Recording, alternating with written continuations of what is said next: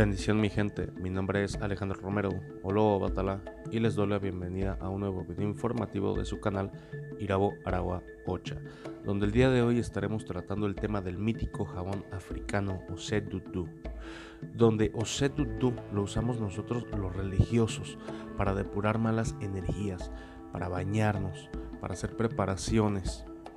Este jabón cabe mencionar que nace en el Odon Ofun. Como tal se le conoce como jabón negro.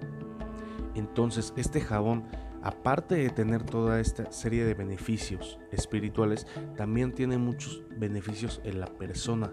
Ayuda demasiado a la piel, ayuda a quitar lo que es la resequedad, ayuda para la gente que tiene diabetes, combate las estrías, quita las manchas en la cara y ayuda principalmente para el eczema.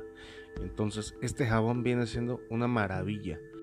Y eso sin dejar atrás que está libre de químicos, que no es maléfico para la piel, al contrario es muy benéfico, que está hecho con elementos naturales 100% y que aparte de todo esto lo podemos utilizar en el ámbito religioso porque es ahí donde nace.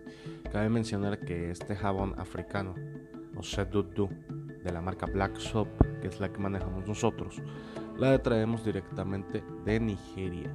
Es un producto importado, no es nacional como muchos que venden, y este no se echa a perder, ¿vale? El método de uso, ¿cuál va a ser? Nosotros nos vamos a bañar normalmente, vamos a poner tantito sobre nuestra mano, vamos a comenzar a frotar a que se haga un poco de espuma y vamos a comenzar a aplicarlo desde la cabeza, desde donde está Ori, hasta los pies, sin regresarnos, pidiendo todo lo bueno que nosotros querramos que llegue en esta vida, y así mismo llegará. Hay que recordar que no solamente nos la debemos de pasar atendiendo a las deidades, es muy importante, pero también atendernos nosotros, atender nuestro cuerpo, atender nuestro espíritu, atender nuestro ori, porque solamente de esa manera las cosas en realidad irán tomando un sentido diferente en nuestra vida. Este jabón automáticamente cuando uno se lo coloca sobre la piel comienza a sentir una sensación de tranquilidad, de paz, toda la energía negativa, todos los sokbo, todos los seleninis, todo eso se bota, ¿vale?